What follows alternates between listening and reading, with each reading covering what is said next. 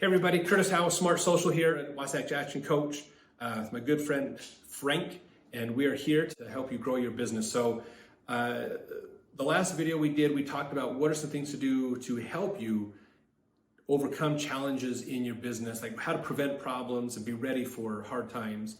So now we want to think about what if you are in the middle of a challenge? What if you're in a situation that you're like, oh, I'm stuck, I've got challenges right now, I'm in the middle of something that I didn't foresee coming. Now what do I do to deal with this situation? So Frank, what are your top tips to helping people in those situations? Absolutely, and this is important because businesses are one of the most important things in people's lives, and because the business supports not just the owners but everybody involved in the business. It's absolutely critical to help people pass those hard times. The quick fixes, so that you can then have the time to make the long-term fixes. If all you do is a quick fix and then go back to the way it was, you're going to be in the same problem. Yeah. So the caution is the quick fix is only short-term, and if you do this, you still need to look at the long-term. So I just want to add that caveat. That makes sense. This will help you get out of the situation, but you still got to fix what got you in there in the first place. Exactly. So the first, so low-hanging fruit on when we help clients who are saying, hey, I don't know if I can make payroll next month. The low-hanging fruit, the easiest way is to make fast changes is, one, look at your accounts receivable. Okay. It used to be a standard where whenever somebody is billed, they get 30 days to pay their bill and things like that. But the world has really moved past that. Essentially, bills now should always be payable upon receipt of service. Yeah, with credit cards, that should take that buffer out for right. your business. And there's very few sectors of society that don't have that capability built into their personal finances or business finances if you're a business to business. So look at your accounts receivable. Usually when you have a situation where business is in trouble, the accounts receivable is out of control. It might be at 30 days, 35 days. I actually knew a business a few years ago who their accounts receivable was at 136 days. Wow. Average. Average. Oh, that's like, okay. That's a cash flow nightmare. That's a cash flow nightmare. That's like, okay, I performed a service and then I have to wait almost a half a year before I get paid for it. That's brutal. That is. Oh. So focusing on that accounts receivable and just getting pretty aggressive with it. You have to. You can't be Mr. Nice Guy or whatever. You perform these services. You need to get paid for it. They're enjoying the benefits of having had the services already. You need to make sure you get paid. Methods of how to do that, there are a lot of different methods of how to do collections, and please look up different methods, and every industry is going to be different, so I'm not going to go into the details on that. No, that makes sense. That makes sense. And it's important to realize too, if it's going to cost you time and effort to get them, that's a cost to your business, and so you need to make sure you're recouping that. So have a fee built into your agreement that says if it's late after this, that's a way to help you to make sure, look, you're late, but here's the fees too, because that compensates for your time. It still is a burden to your business to go after them. Even if you have to hire someone to do that, that's a cost. And that's a cost that you didn't figure into the budget when you set up that agreement the first time. So having a late fee on there is good. And that also gives you leverage, because you can go back to them and go, look, you're late, but I'll tell you what, let's waive the late fee if you'll pay now. So you can use that as an incentive, as a negotiating tactic to help you get some of those pulled back in. But yeah, I totally agree. If you have accounts receivable, you need to stay on top of those. And if you're not, that's all that's going to do is tell you that your cash flow here in the next couple of months is going to get really bad. So you have to keep up with that, and that's a hard part of business. That's the non-cool, fun part of business. This is taking out the trash can job for your business. It is. And at some point in the business owner's life, they have to take out the trash and they have to clean the toilet. You got to be willing to. It always happens. If you're not willing to as a business owner, you're in trouble. Right, absolutely. So next tip. So move on to the next one. So a lot of times, Businesses invest money into new leads that come in, and then they don't really track how their sales is working and the conversion process between people who have raised their hand, said, yes, I'm interested in your products or services, at least partially, and those who actually buy and become customers. And this is called the conversion rate. So the conversion rate is actually one of the fastest, cheapest, and easiest ways to change the income in your business. Because changes to your conversion rate are all dealt with in-house by your sales staff. It is all, there's almost no money investment to change a conversion rate. All it is learning some new processes, and it can happen very fast. For example, when the person at the front desk of a lawyer's office, when somebody comes in, does that person at the front desk know exactly how to greet them? Yeah. Okay. Do they know that every customer that comes in, you should say, hey, have you updated your will lately? We had a client who started their front desk person asking that. It's kind of like this is partially conversion rate, but also partially a dollar of sale increase. Yeah. But nonetheless, it has a direct immediate effect on your bottom line without any investment. They earned over $1 million that year.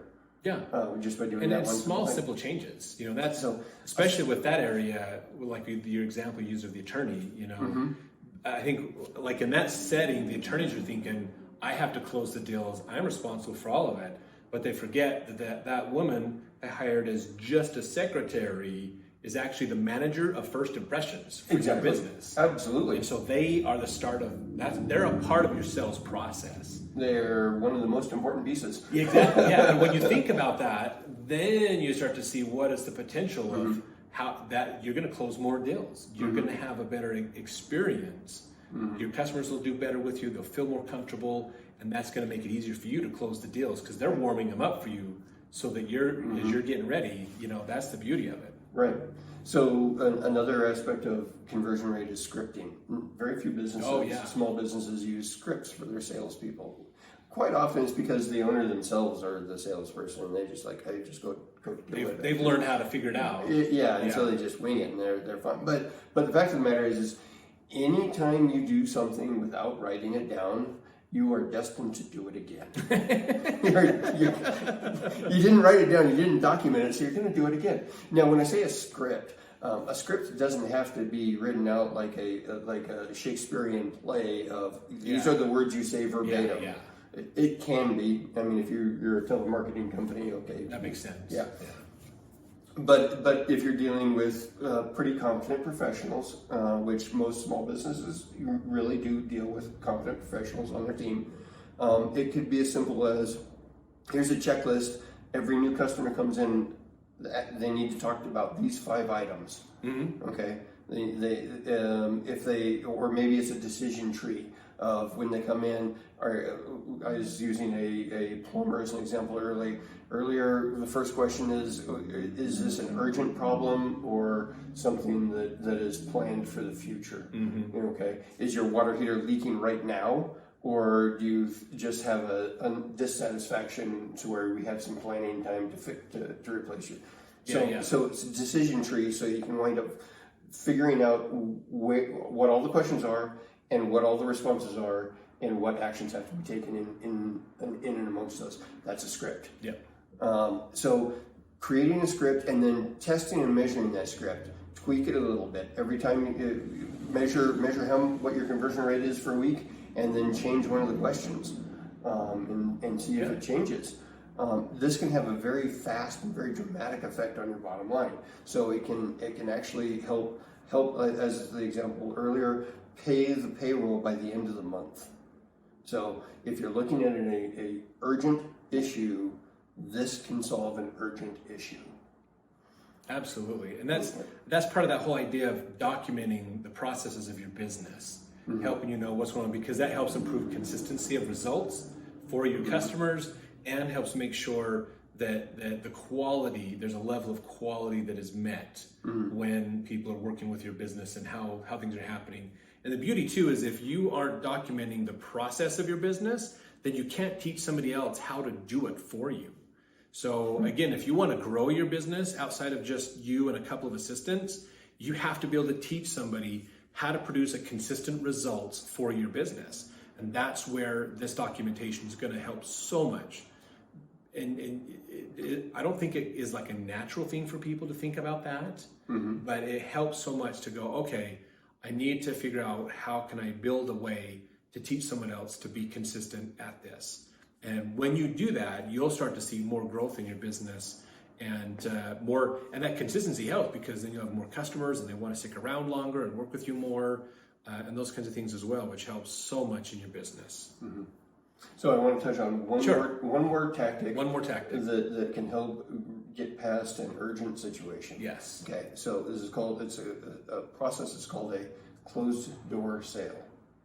Because intuitively, you're closed door. What does that mean? Don't you want your doors open to sell something? So what this is every business is going to have, we like to call them A grade customers, A grade, B grade, C grade. You don't want the C's and D's. Those are the ones that don't pay their bills. Yeah. Most business owners actually spend more time with their C and D grade customers because they're complaining. Yeah. When in fact, what you should be doing is trying to get those customers to move on to some other business. Maybe those customers are great for one of your competitors because your competitor has a slightly different business style or value than you do. And your competitor will love you when you send them those customers. Awesome. Win-win. But focus on your A's and B's. So your top 20% of your customers usually give you about 80%. That's the 80-20 rule. Yeah. They give you about 80% of your revenue. And so your best customers are the ones you want to deal with the most and treat the best. And that's where the closed door sales come in. So if your business has an inventory, then the closed door sale would look like, say, a hardware store. Hey, we had the order mishap. We have all this inventory in stale. We are inviting just a select group of customers to come in on Saturday between the hours of 12 and 2, where you will get the best deals you have ever had. Okay, it solves the problem of, okay, we have too much inventory and we need to get rid of it, because inventory is really just cash that's stuck in hardened form like a hammer, or using the hardware store example. Exactly. So it converts the inventory to cash. For a services, it might closed door sale might look like, hey, we are offering a new product line. We have a time that we've set aside for our select customers that we are going to offer you the best deal on these new product lines. And when I say product lines, for an accounting firm, it might be different accounting products.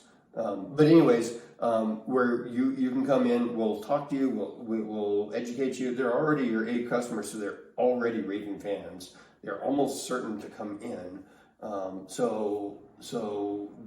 This is the way you can wind up using the closed door sale to generate more revenue in a short time frame in order to meet the emergent need. Yeah. If you have extra stuff sitting around or you've got extra time, fill that up. Give it off at a discount, but that can just put a cash boost right into your business. Absolutely. Even if it's kind of like a yard sale type idea of, we have all this extra equipment we're not using, sell it. There's instant cash. Absolutely. That was a powerful tip that I learned a long time ago from a creative real estate investing guy, understanding that everything you own is cash. It's holding cash. So it's all value, but it's if it's not helping you, then it's just parked cash. So if you liquidate the excess stuff, you free up cash that you can then go do other things with it. Right. So and that's the short term is the closed door sale to free up that cash. The long term solution, because remember I started with the caveat of these are short term you still have to, the long term would be, okay, how do I get better just-in-time logistics solutions? How do I track my inventory such that I know that I only need 3, I've had 10 of these hammers on my shelf.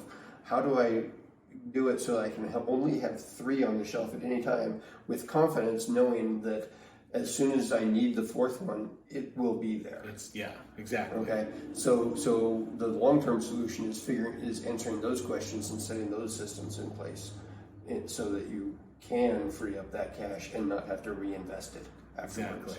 Now that makes a lot of sense. So hopefully these are good tips that you can take to use in your business to help you in growing and having more success. So remember these things. If you get in a pinch, you need some extra cash in your business, which is the lifeblood of a business, is your cash flow. So it's not how much cash you park, but how much flows through your business that's important. And then you can park some as it flows through, basically, but you need to have that flow. So cash flow that's the money at the end of the month. You always want to have money at the end of the month, not month at the end of the money. So that helps you to make sure that you can keep your business going forward. That cash flow is the single best predictor of the future of your business, in fact. So having that's better. So these are some great tips to help you in tight cash situations, how to free some up, how to find some hidden extra sources that you probably were just not thinking about. They're always there. You just aren't taking advantage of them. So hopefully you can use these to help you out with your business. And thanks for following. We appreciate it very much. We'll see you in the next video. Thank you very much. Hey, thanks for watching our videos. We really appreciate it. On behalf of Smart Social and Wasatch Action Coach, we really want to make sure that your business is growing and moving in a good direction to help you reach the goals that you have, whether that's to just stay small and be you, or whether that's to actually grow and have systems and processes and a bigger business in place. We want to make sure that you have success. So we thank you for watching our videos. Stick around and watch more videos on Smart Social as well as Wasatch Action Coach.